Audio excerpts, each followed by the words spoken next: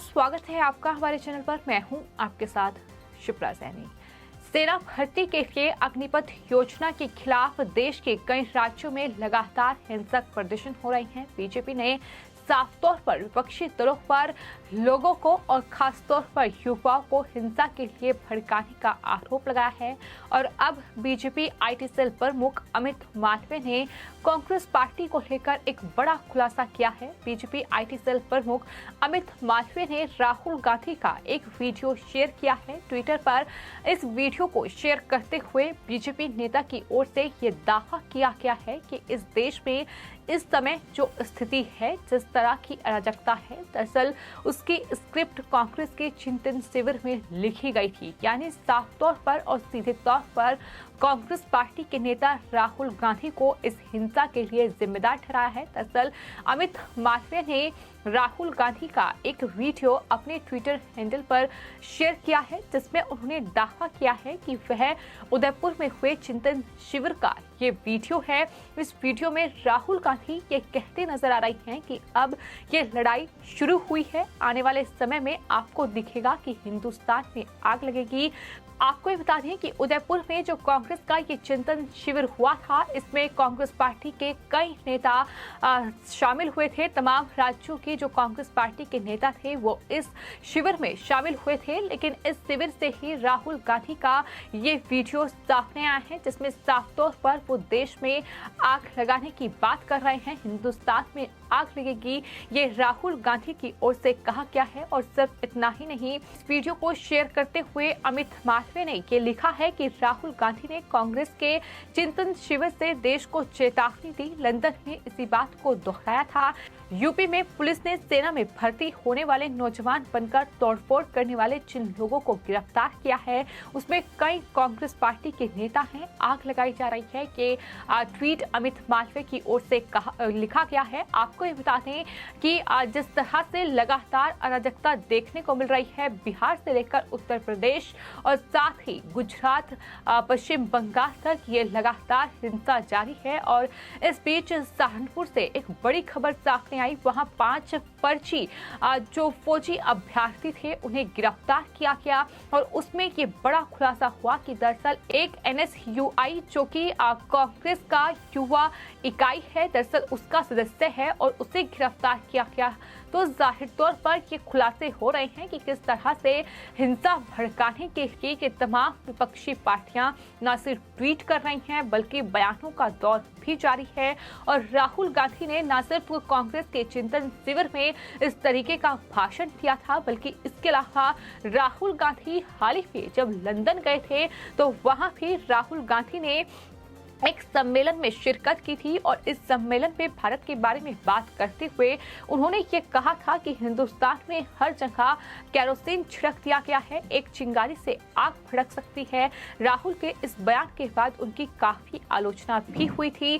तमाम Twitter user ने उन्हें ट्रोल भी किया था, लेकिन सवाल ये है कि क्या राहुल गांधी को इस बात की जानकारी थी और क्या आज जिस तरह से अग्निपथ योजना के खिलाफ प्रदर्शन हो रहे हैं, जिस तरह से हिंसा भड़क रही है, क्या ये कांग्रेस पार्टी की टूल किट है, जैसा कि दावा कांग्रेस पार्टी को लेकर बीजेपी भी लगातार कर रही है। बीजेपी के तमाम बड़े नेताओं का बयान सामने आया है। उनका ये कहना है कि दरअसल कांग्रेस पार्टी ही लगातार देश के युवाओं को इस योजना के खिलाफ भड़का रही है। और सिर्फ इतना ही नहीं, देश के प्रधानमंत्री नरेंद्र मोदी ने आज एक प्रोग्राम में शिरकत की और उसमें उन्होंने तमाम विपक्षी दलों पर तंज कसा। उन्होंने कहा कि सरकार कई योजनाएं सही मंशा से लेकर आई हैं, लेकिन ये योजनाएं राजनीतिक रंग की भेंट चढ़ गई।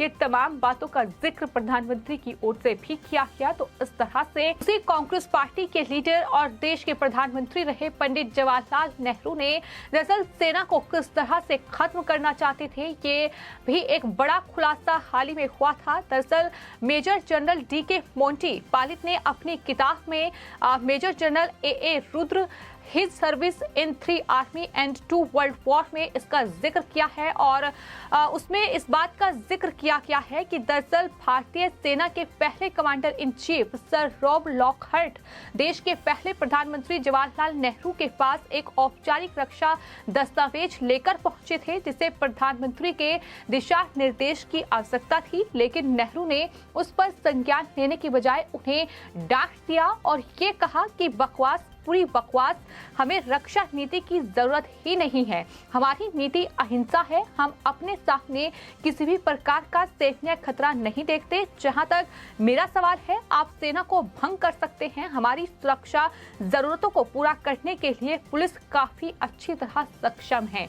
यानी ये उस वक्त प्रधानमंत्री रहे पंडित जवाहरलाल नेहरू की टिप्पणी देश की सुरक्षा एजेंसियों को लेकर थी, देश की सेना को लेकर थी। उन्होंने कहा कि हमारी जरूरत जो है वो पुलिस पूरी कर सकती है और पुलिस इस काम में पूरी सक्षम है। तो किस तरह से नेहरू जो है वो सेना को खत्म करने के ऊपर विचार कर रहे थे, किस तरह से वो सेना को खत्म करना चाहते थे, ये इस किताब से बड़ा खुलासा होता है। और कहीं ना कहीं जिस तरह से कांग्रेस पार्टी की सेना को लेकर टिप्पणियां रही हैं, जिस तरह से सर्जिकल स्ट्राइक और एयर स्ट्राइक जैसे बड़े एक्शन पर सेना के उन्होंने सवाल उठाए हैं, जिस तरह से सेना की कार्रवाई पर कांग्रेस पार्टी ने सबूत मांगे हैं, ये इस बात के साफ तौर पर संकेत हैं कि किस तरह से कांग्रेस पार्टी सिर्फ और सिर्फ राजनीति करने के लिए कहीं न कहीं ये ढोंग रचती है। और यही वजह है कि आज जंतर मंतर पर भी इस तरह से अग्निपथ योजना को लेकर ये विरोध प्रदर्शन कांग्रेस पार्टी की ओर से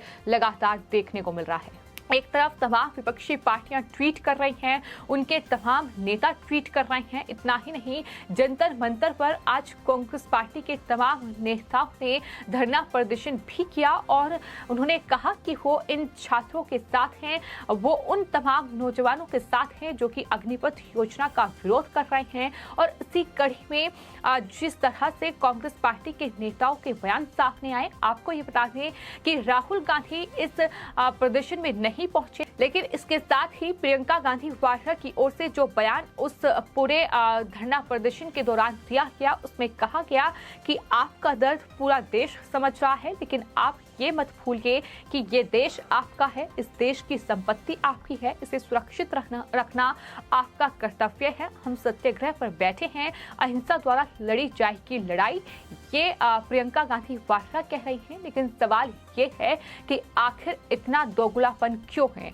एक तरफ राहुल गांधी जब भाषण देते हैं तो वो हिंदुस्तान में आग लगाने की बात करते हैं, वो कहते हैं कि हिंदुस्तान में केरोसिन छिड़क दिया गया है, सिर्फ एक चिंगारी की देर है, इस तरीके के बयान देते हैं। और आज जब राहुल गांधी और इन्हीं तमाम विपक्षी नेताओं के भाषण का इस तरह से असर देखने को मिल रहा है, तो आज प्रियंका गांधी वाड्रा कहती हैं कि ये हल नहीं है, इस तरह से देश की संपत्ति को नुकसान नहीं पहुंचाया जाना चाहिए। तो इस तरह से न सिर्फ कांग्रेस पार्टी बल्कि असदुद्दीन ओवैसी, अखिलेश यादव और तमाम विपक्षी दल लगातार बेनकाब हो रहे हैं। साथ ही प्रियंका गांधी वाड्रा की ओर से ये भी कहा गया कि हरिवंश राय जी की कविता का नाम इस स्कीम अग्निपथ को दिया गया, जो इस देश के नवयुवकों को मार डालेगा।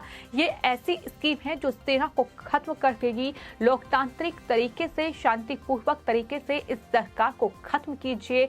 ये प्रियंका गांधी वाड्रा की ओर से इस पूरे धरना प्रदर्शन के दौरान कहा गया है। तो इस तरह से एक तरफ बीजेपी ने कांग्रेस पार्टी को लेकर ये बड़ा खुलासा किया है और जाहिर तौर पर ये शक इसलिए भी पुख्ता हो जाता है क्योंकि लगातार जो हिंसक प्रदर्शन हो रहे हैं, जिस तरह से ये उपद्रवी लगातार उपद्रव मचा रहे हैं, ट्रेनों में आग लगाई जा रही है, सड़कों पर जो आम जनता है उसे खासी परेशानी का सामना करना पड़ रहा है, जिस तरह से सरकार की बसों को आग के हवाले किया जा रहा है, तमाम गाड़ियों पर पथराव हो रहे हैं, तमाम हाईवे को जाम किया जा रहा है। इस तरीके का क्या उपद्रव ठीक है? लेकिन ये सवाल इसलिए कांग्रेस पार्टी पर उठ रहा है क्योंकि एनएस जेएनयूआई और साथ ही समाजवादी पार्टी के जो नेता लगातार इस हिंसक प्रदर्शन में बढ़ चढ़कर हिस्सा ले रहे हैं और तमाम उपद्रवियों के खिलाफ हालांकि कार्रवाई भी लगातार जारी है। लेकिन अगर इस तरीके के बयान सामने आएंगे, अगर इस तरह से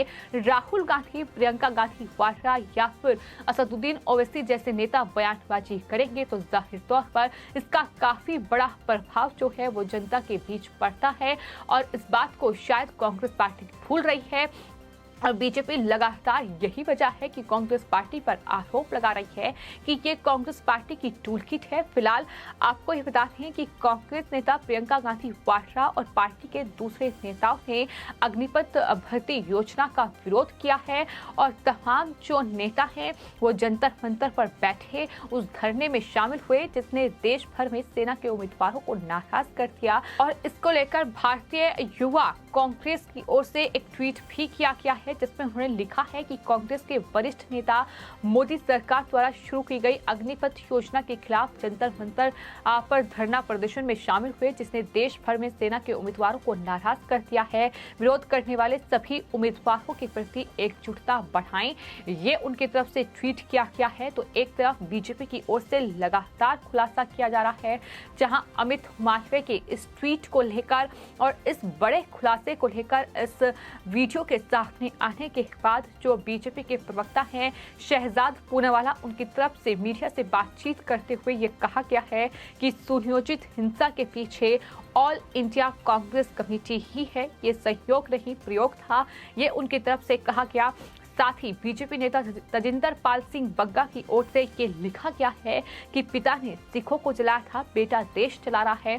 इस तरह से लगातार बीजेपी के नेता अब कांग्रेस पार्टी के नेता राहुल गांधी पर हमलावर हैं और उनके इस बयान को लेकर खासी नाराजगी है कि क्या यही टूलकिट कांग्रेस पार्टी की ओर से तैयार की गई थी। एक तरफ अग्निपथ योजना का विरोध जाहिर तौर पर कुछ युवा जरूर कर रहे हैं। उनका ये मांग है कि आखिर जिस तरह से इस योजना को तैयार किया गया है उसके पीछे सरकार के क्या मंसूबे हैं, सवाल लगातार युवक उठा रहे हैं। लेकिन जिस तरह से इस योजना की आड़ में देश में लगातार हिंसा हो रही है, देश की संपत्ति को नुकसान पहुंचाया जा रहा है, जिस तरह से आम नागरिकों को नुकसान पहुंचाने का काम हो रहा है और जिस तरह से लगातार बिहार में कहीं न कहीं तस्वीरें बिहार से सामने आई हैं, उत्तर प्रदेश के भी कई बड़े शहरों में हिंसक प्रदर्शन हुए हैं, तो क्या इसके लिए कांग्रेस पार्टी जिम्मेदार है? ये बड़ा सवाल है जो लगातार बीजेपी भी पूछ रही है। चूंकि बीजेपी की ओर से